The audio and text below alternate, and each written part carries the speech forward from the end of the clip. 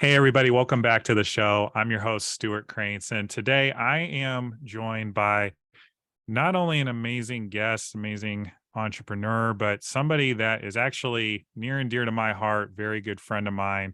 This individual is an author, she's a speaker, she is also all over social media helping small businesses and coaches alike grow their brands from the ground up.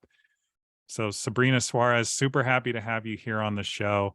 Thank you for joining us today. I'm super happy to be here. Thank you for having me. Awesome. Thank you so much. And again, can't wait to dive in. But first, I would love to hear a bit more. How did you get into social media as a way to, not only make a living for yourself, but make an impact on the world? Yeah, so I've always been kind of like behind the curve with social media, ironically. And I'm someone who has had to learn things by doing, very hands-on, very like trial and error kind of person. And I first got into social media doing exactly that. Like I Mhm. downloaded Instagram after it had been out for a little while. I downloaded TikTok after it had been out for a little while. And I've always just kind of like gone in with an open mind and with a very like curious spirit and like figured out what it is that I wanted to do on each platform and figured out like what really felt authentic and suited to me. I don't think that there was like one place in which I entered the social media game. But I think that over the years, I've had many opportunities to just like really get to know this thing and like really have fun using it. Yeah. Well, tell me a bit more about that. Like, how is it fun in using it each and every day? I think a lot of people thinking about business, thinking about having an online brand, it kind of has like a heavy weight to it. So tell me a bit more about fun and how you create that. Yeah. So I always tell people I see social media as a relationship building tool. I mean, I have had the amazing opportunity to be able to create connection with so many people from so many different places using social media. Even like some of my friends now that I consider to be some of my best friends, like I couldn't say that unless we had at some point reconnected or connected on social media. And so I have just so much to be thankful for when it comes to this tool. And I really root myself in that first and foremost, like just the gratitude for what it has allowed me to do. Um, and then like it's just a space for me to be creative outside of that. And I think creativity has always been a source of fun for me. I identify as a creative. I dip my toes into everything when it comes to creativity, like photography and painting and drawing and writing and all of the things. So this is essentially an extension of that. And I think when it comes to people being able to access that for themselves, I think it's important for them to be able to look at like what do they enjoy and making this super expansive space about what they enjoy.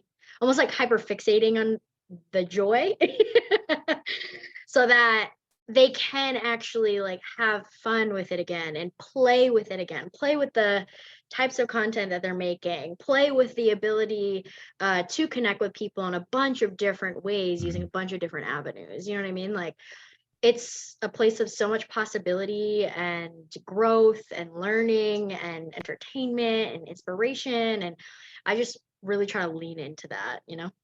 Mhm. Yeah, 100%. And I think maybe a follow-up question because you work with, small businesses, entrepreneurs, solopreneurs getting their brands off the ground and thi- you know, social media I think for a lot of people is almost feels like a necessary evil. And you just mentioned a lot about the connection that's available, the joy that's available. I even heard you say maybe not directly, but like the authentic expression available. How do you help your clients find that type of connection and authenticity and joy when social media is just another facet of their business? Yeah, I feel like I try to find what makes that person really like unique and lit up and like you're saying, like really what feels authentic to them and almost like exploit that. So if someone is really good at writing and not necessarily so good at speaking to the camera, if they try to go in speaking to the camera every single day, try to make it's going to feel heavy. It's going to feel like, I don't like to Mm. do this. I don't want to do this. It's harder. You know what I mean? Like, versus if they can write something like a full story out in 10 minutes and then put it as a text overlay in a video, something like that. You know what I mean? Like, and it feels much more authentic. They connect with their audience and the people that they're wanting to much more authentically and easier. Like, it's less of a lift. Then do that. It's finding what works for that person, and instead of like working against it, working with it. Mm. I love that. And, I think it's interesting because what you're saying seems almost directly the opposite of a lot of the messaging about social media that ironically is on social media. We think about the Gary Vaynerchuks of the world who have built these massive followings. If you're somebody, if you're telling somebody who's brand new, getting started, wants to develop their own following in whatever niche, where do you feel like they should be focusing their efforts? Like, is there a platform that they should be focusing on, or how would you advise them? I would say first and foremost, be clear about what they want to accomplish, like what their goals are, what they're envisioning, and then secondarily, like really hone in on what it is that their people are actually going to resonate with too, and then Mhm. try to marry the two in a way that does feel authentic, does actually like support their uniqueness and like and really like showcase and express their uniqueness and their brand. Um and then from there, like start doing the things that feel good to do and expand from there. Like, don't make it harder than it needs to be. Really like start the thing with that clarity in mind. And then just like be consistent, make it a part of your Mhm. routine. Like really understand like everything that you're sharing online is an opportunity to connect, and it's like a conversation you're having with someone, same way we're having a conversation right now. So it's like, what is the intention behind that conversation? What do you want to get communicated in that conversation? What kind of feeling do you want to be evoking in that conversation? And just make sure that that's aligned to your overall vision and mission. I love that. Something you said kind of sparked something here. What do you feel like is the parallel between the connection that you're making on social media versus the connection you're making with folks offline? I personally don't think it's any different. And I think that what has allowed me to make the impact that I have had online, and what really works for me in social media is like my social media is an extension of myself. So Mhm. everything that you see online is really me. It's not just my highlights, it's everything. And I think that when I go in that way and I approach it in that way, it allows for the possibility to connect with so many more people versus if I'm like, there's an in-person me and then there's an online me and then there's this, then there's that. Like, it strips the authenticity from the Mm. thing, and thus the ability to truly connect, you know? And I know sometimes there's fear around like, what should I put online? What shouldn't I put online? You know what I mean? Like that's a very personal conversation. And I think everybody should determine where their boundary is and honor that boundary for sure. And I think that there's ways to go about things that do truly like still have that authentic expression and create that authentic connection. Um, that doesn't have to be different than any conversation that someone's having. Got it. No, I realize you just said it's a personal thing, like personal boundaries. We get to have them. I mean, I tell my clients all the time that boundaries are an act of self-kindness. It's where I begin and you begin. It's where I end and you end. And um, but you also mentioned something about connection, and it often requires vulnerability. And I feel like for a lot of entrepreneurs online, or really anybody, doesn't have to be entrepreneurial. Like there is a level of pressure to be vulnerable in an online space. And how do you assess like for yourself or for your clients, like what vulnerability gets to look like in a public setting such as social media? Yeah, I really like the saying, like, you can only meet other people as deeply as you've met yourself. And I think that Mm, this applies here because how I'm going to go about sharing something very personal to me is going to directly relate to how deeply I feel that thing, how much I've healed that thing, how comfortable I feel being vulnerable in whatever area of life I'm sharing in, you know what I mean? Um, and I think like when it comes to understanding that for ourselves, it really is about understanding ourselves. mhm, Like I know where my limit is because I've hit it and I've also just like created the space to explore those things for myself. And like I've always like kind of like teetered on the line of like being super vulnerable and also being like remaining relevant to what it is that I'm trying to say. You know what I mean? mhm, Um, I think that there's a temptation to say, like, "Oh, well, if you're vulnerable, then like, what does it have to do with business? Or if you're vulnerable, like, what do people care? You know what I mean? Like all the kind of conversations come up that could prevent us from doing the thing.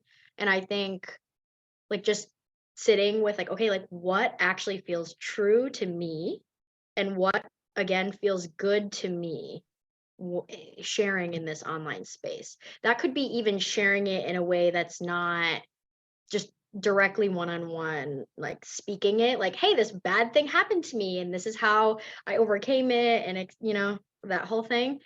I really love like poetry and writing mhm, as a means of sharing those more vulnerable things.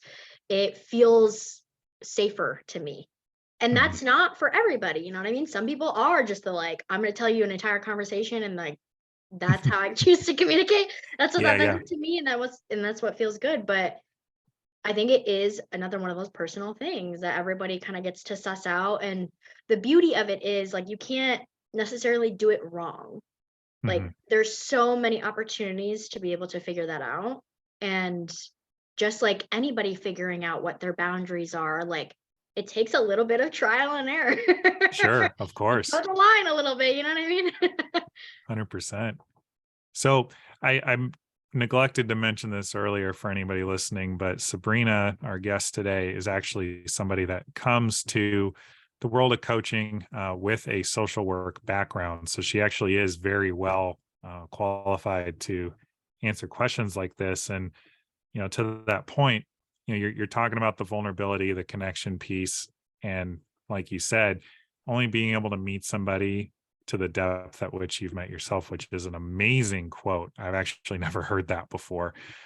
If you're somebody, take social media out of it for this one, but if you're somebody who's just beginning to look inward for the first time, you don't really know what's there, but you know that there's work to be done, let's say.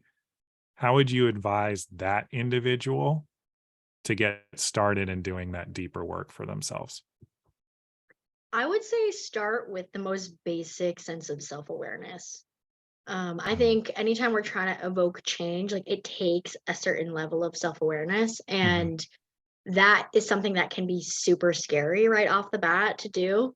I mean, especially you and I are in the US, but like especially for people that are within our kind of like culture where it's like, don't look at that. Avoid it at all costs. Like we will choose any coping mechanism sometimes to be able to not look at something. And it doesn't serve us ultimately, right? Because then we're just like in this habitual kind of like unhealthy cycle, which doesn't allow us to create any sort of change and, you know, really ultimately just keeps us in the same place, keeps us stagnant.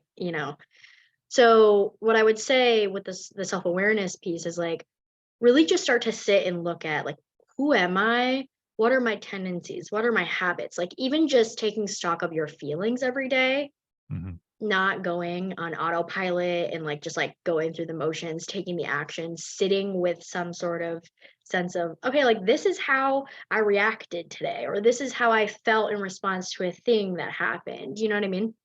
I think a beautiful way to start doing that is like journaling, Mhm. and like doing it for yourself, talking to yourself.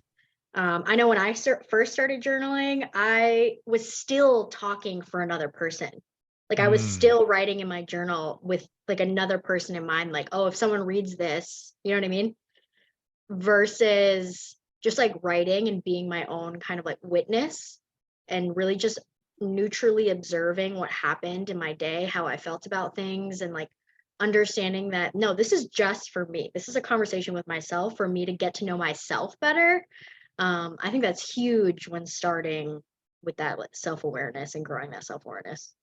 Yeah, absolutely. And other things that work that have worked for myself and for some of my coaching clients is journaling, like you said, meditation works great. And sometimes it's even just going for a walk or exercising, but doing so unplugged. Yeah. Like you don't have to listen to music, you don't have to listen to a podcast, but just spending that committed time with yourself, your own thoughts and feelings, and allowing yourself to process those things, is important. I guess a follow-up question though for you, Sabrina, is doing this, you know, kind of like deeper inner work where you're reflecting inward is challenging at times for people, can be scary. Like there sometimes is confronting things that have been pushed to the side, pushed down for whatever reason, past hurts or traumas. If those types of things are coming up for people, what type of support should they look for in continuing to do the work, but also allowing themselves to be supported for the things that might be overwhelming that they're uncovering?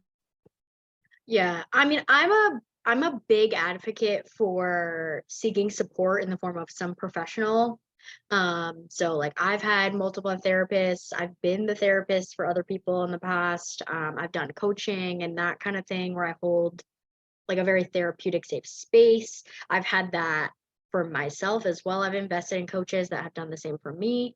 I've just had really good friends and family who have been able to do that too. I would say like it's a lifelong journey, right? Like Mhm. getting to know ourselves over and over and over again as we're evolving, as we're going through our life experiences. And we are people that really like deserve a sense of community and deserve to be supported in the ways that feel most comfortable to us. So once again, like determine what support feels like for you and is best for you, and ask for it. Invest in it. You know what I mean? Like I love verbally processing things. So a Mhm. therapist or like having some really close friends that I can call at any point in time, like that's important to me. And I have been in spaces where I didn't ask for that support or I didn't have the friendships or the means, and it felt very isolating and it did Mm. not serve me, in me being able to just like grow and heal and learn and all of that. So really going back to like, okay, what really feels good to me? What do I need? And then asking for that. Yeah, 100%. And, I think maybe tying this back to social media, where we started this conversation, you often in a lot of places, particularly on Instagram, though, I find people are just showing the highlight reel, right? They're showing the best possible, versions of themselves at all time. It's the vacation, it's the amazing dinner, it's the awesome date they went on, it's the courtside seats at whatever sporting event. Like, how does doing this work, like doing that work, getting to know oneself, actually allow yourself to become a better entrepreneur? Yeah. I I think that this is so important, and I'm so glad you asked this question. I feel like in order for you to be able to show up for other people, you need to understand what it means to show up for yourself. Mm. And showing up for yourself allows you to see yourself, and by extension on social media allowing yourself to be seen. You know what I mean? Mhm. um when we're able to like really go to that depth within ourselves, we're not afraid of what's down there, and we're not afraid to like really work with what's going on. I think that we just have so much more to give. Um, especially as we're talking about like relationship building and connection, right? Like if we don't touch upon the struggles as well as the triumphs, as well as the desires, as well as the like shameful things, like if we don't address the wide variety of experiences happening for our audience and ourselves within that, like we're we're losing out. We're losing out on so many things, like connection being the basis of that, but we're losing out on the potential to actually support people with what it is that we have. Mhm. Because anytime you're offering something to somebody, it's to solve some sort of problem. It is to find some sort of solution and provide some sort of product or service that is going to enhance someone's life. Like that is marketing, that is branding, that is Yeah. business, you know? So if we like essentially look away or like avoid these kinds of things for ourselves, like we limit the impact that we can have, Yeah. and Yeah. just the goals that we can reach too. Yeah, absolutely. And I guess I would love to know, like, do you have an example? Obviously don't name names, but anybody that you've worked with, whether it's directly as one of your social media clients or just somebody you've observed that you've seen this growth in them and their ability to provide more for the world as a result of doing this type of work. Yeah. So I'm going to use myself as an example. I would say the first few years that I was in business, I was closed off to myself. I was Mm, someone who was not willing to look at my stuff. I got very defensive. I struggled with empathy. Like I remember at one point in time, like literally writing down what is empathy and like Googling it because I wow. struggled so hard. Yeah, came from a spot where I just didn't have those kind of conversations, you know, with my family, with my friends. Like it was too vulnerable. It was too much and I wasn't ready to go there. And then I, over time, started introducing myself to more things like more podcasts, doing more trainings, talking to different people, and really digging deeper, you know, and hiring different therapists and coaches and things like that, which really supported me to like get more comfortable talking about the things that made me uncomfortable originally, the things that were super vulnerable. And as I started just gaining that comfortability with myself, doing it in my own life, like my own personal life, I then started having that translate online.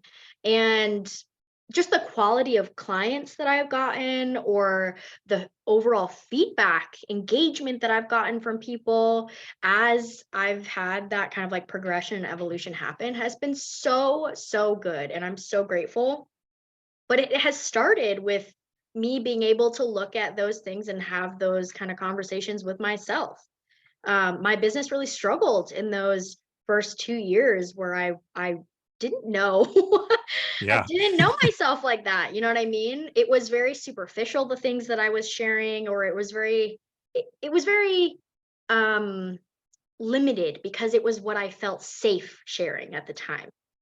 You know, Yeah. like I could share a quote every day because someone else wrote it. Someone else was taking the risk. Someone else was being vulnerable.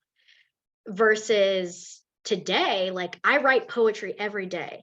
And it's my deepest stuff coming out, right? And I share stories on my social media about really impactful, like challenging things that have happened in my life. And I relate it back to my overall mission and vision and supporting other people and feeling empowered and to in their own expression and, you know, like being true to themselves and being authentic to themselves in these online spaces. And all of that is because I chose to do it for myself first, and then I could do it for other people. And the results again have just been so, so great.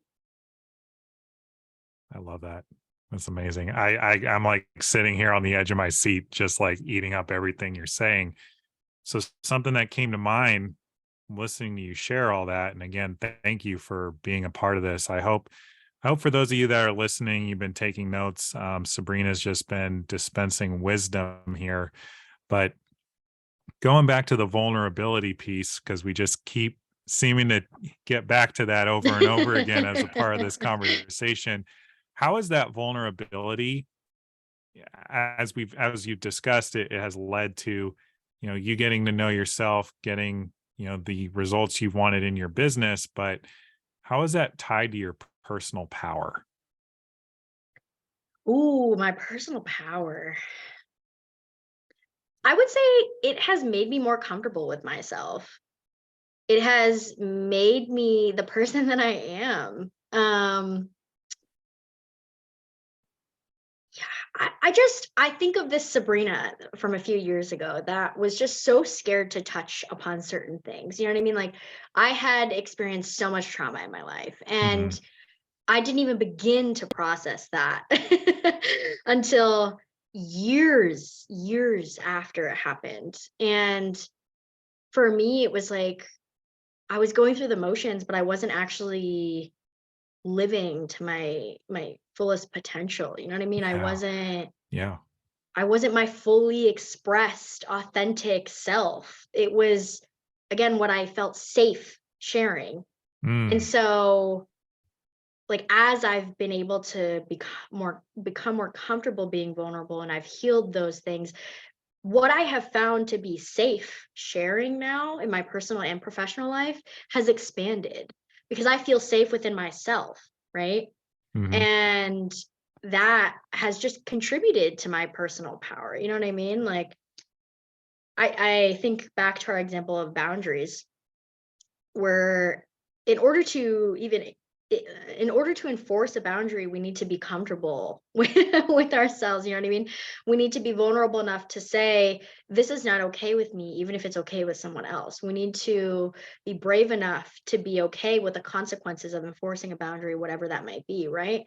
And as I've gotten better acquainted with myself and really understood for myself, like, what is not okay and what makes me feel a certain way, which is vulnerable for me to share. Like, as I've gotten well acquainted with that, I have then been able to take the next step, which is the expression of that is sharing with others. Like, I need this.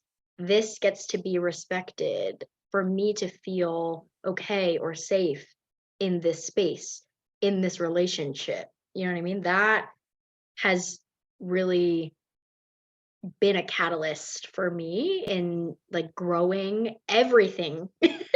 The quality of my relationships, the amount of relationships that I have, my social media presence, like, everything.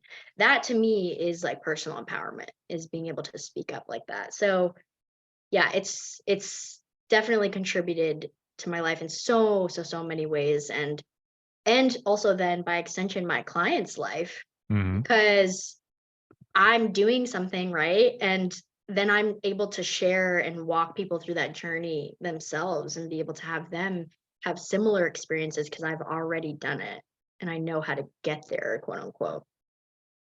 I love it. It's amazing.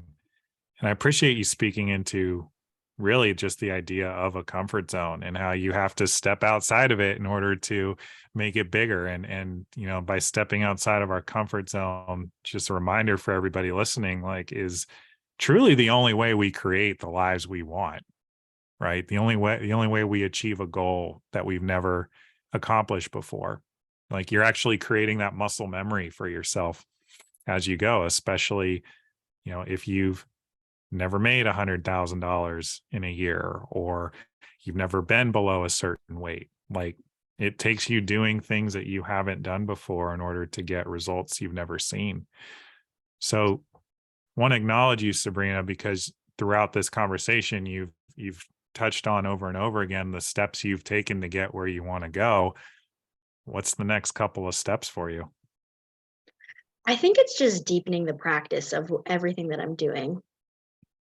Honestly, what I've come to know as someone who's very goal oriented and like a big vision person Hmm. is that there's always going to be something else. There's always going to be the next thing, the bigger thing, the thing that I haven't tried yet.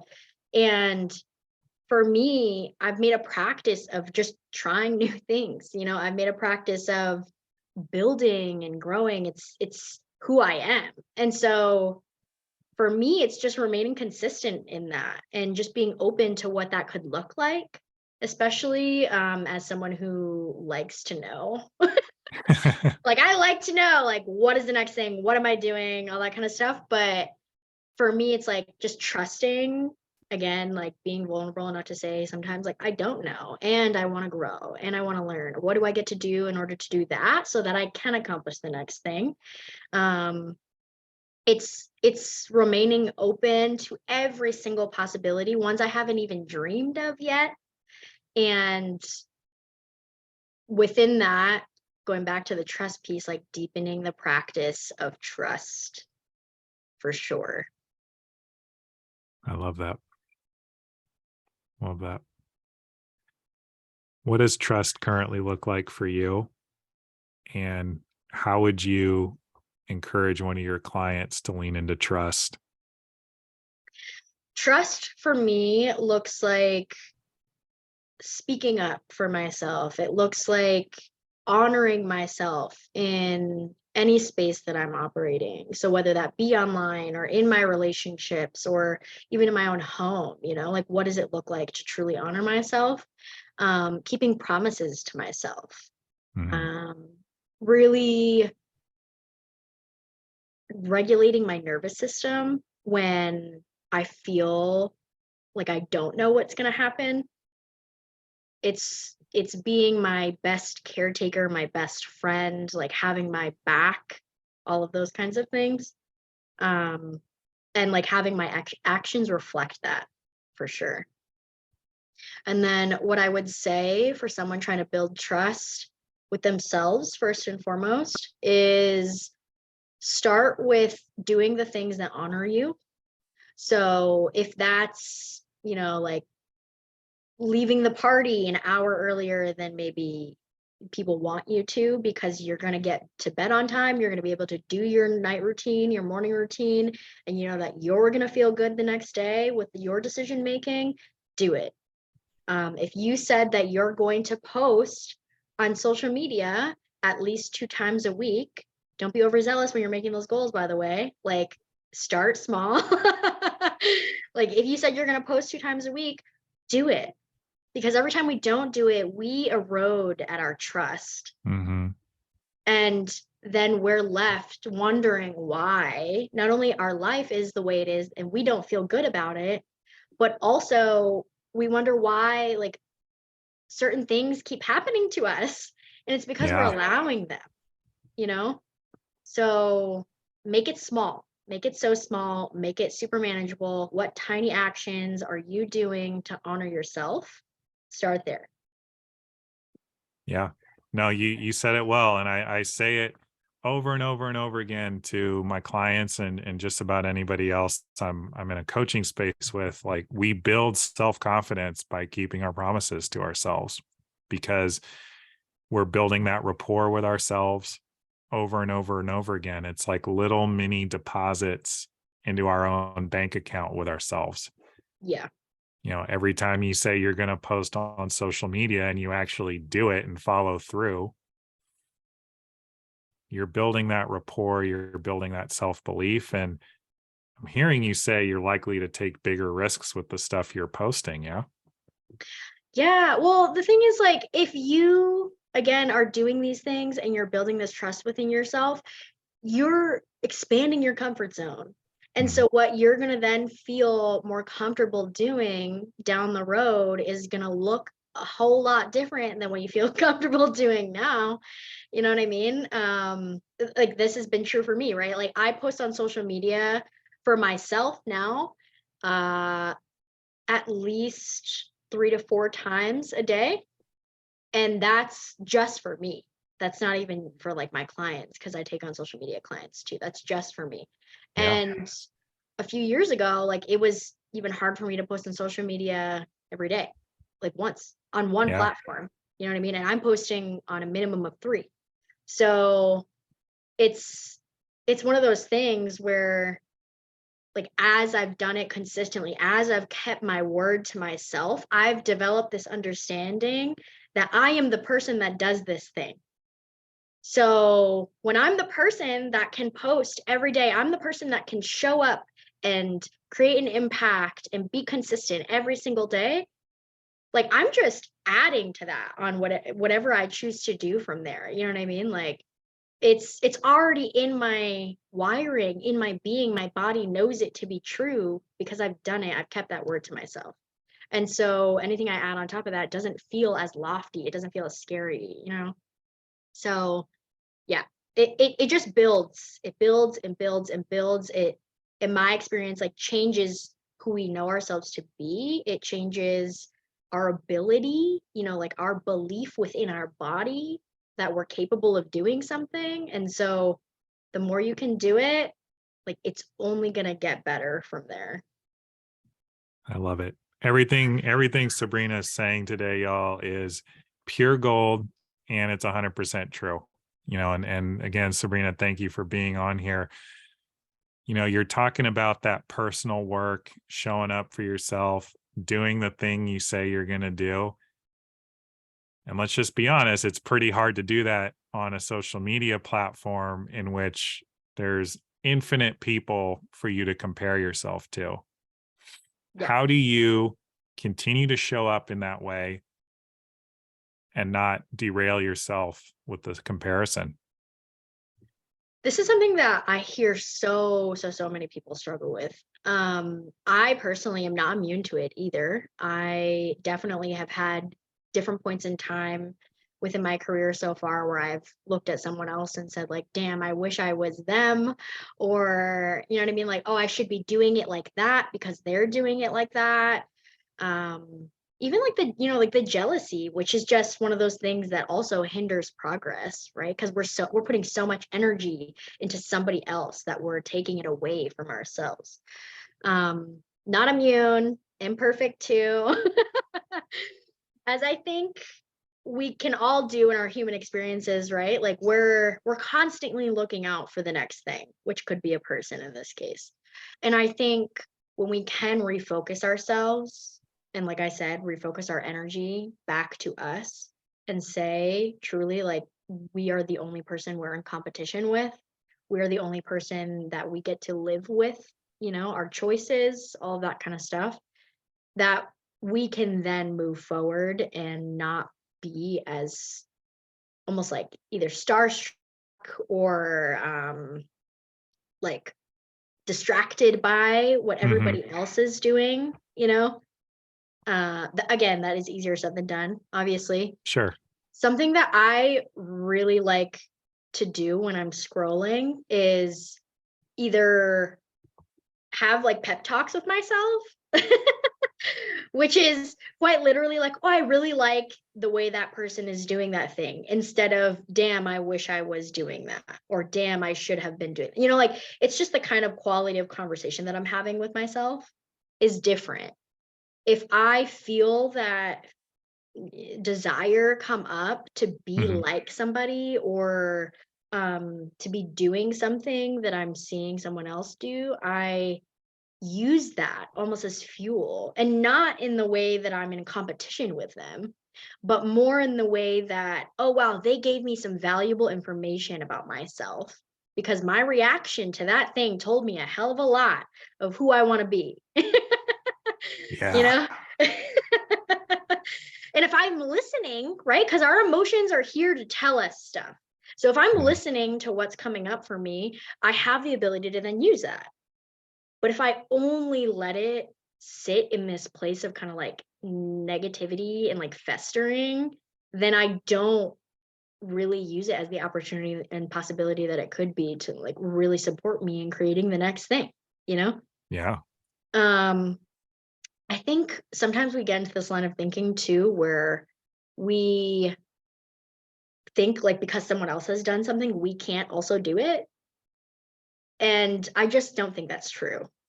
Like it's actually Sure. just not. Like there's so many different variations of things. And again, like if you decide to do something that's slightly similar to something someone else is doing, like you're going to put your personal touch on it. It's going to be authentic to you. And the person that resonates with you the most is going to be drawn to that.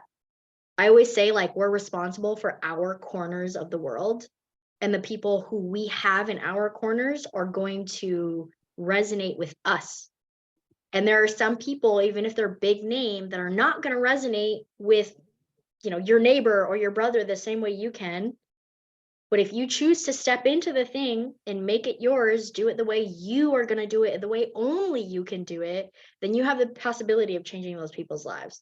But you have to step up and take that versus just sitting here and being like, well, they got it, like that, like bystander syndrome where it's like, oh, somebody else's responsibility. Like, no, it's yours. It's yours. Like, you can have it. You can have it. You're the only person that says that you can't. So instead of, again, using that energy and like putting it toward like being jealous or like wanting this other thing that this someone has, comparing yourself, like, don't sweat it. Like, put it back into you. Fill your cup back up. Yo, this is so good, y'all. Like, I'm sitting over here speechless. Like, oh man, I feel like we could continue to, just dive in on this over and over and over again. And, this episode would probably be 3 hours long, but Perhaps. you know, Sabrina, you are, a fountain of knowledge here on social media, on showing up authentically, owning your voice, owning your personal power. Where can the listeners connect with you on social media? Yeah, so my main pages are Savvy Artistry, and that's on IG and Facebook, as well as Musings of Mystical Women, and that's on IG and TikTok.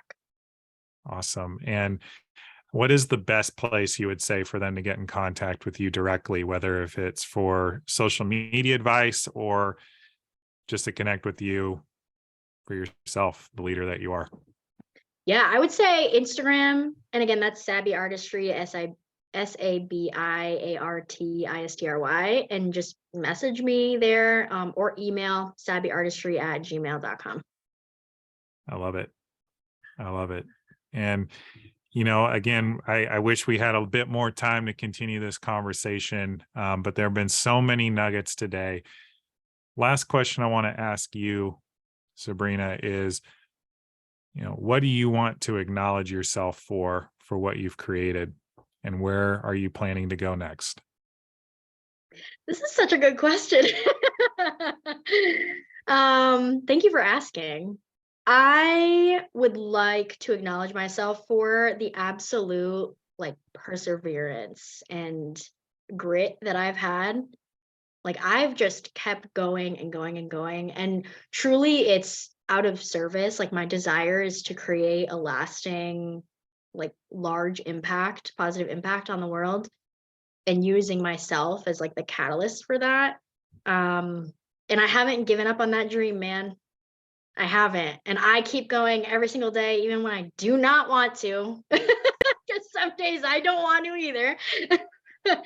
But I do. And yeah, I'm so grateful for the opportunity to be able to support people in the way that I have, and completely just like find joy in that process. So I acknowledge myself for committing to that process. Beautiful. And where are you going to go from here? Where am I going to go from here? I would say just like making it bigger and better and pouring more of myself into what I'm doing, pouring more of myself into my clients, and creating that ripple effect in the world by supporting others and finding their voice, finding what makes them unique and lit up and allows them to be of service as well, and just like making it so big and amazing that they are then taking responsibility for their corner of the world, and they're doing some amazing things too. I love it. And I have no doubt that you will. Well, thank you for being on the show today, Sabrina. And to all the listeners out there, thank you for, tapping in with us. Hope all of this actually was super valuable. I know I got a ton. I felt like Sabrina was talking to me directly, And I'm going to be implementing a lot of this in my business and my relationships moving forward. Sabrina, thank you for being here. Thank you. Thank you for having me. Super excited to connect with everybody. Thank you.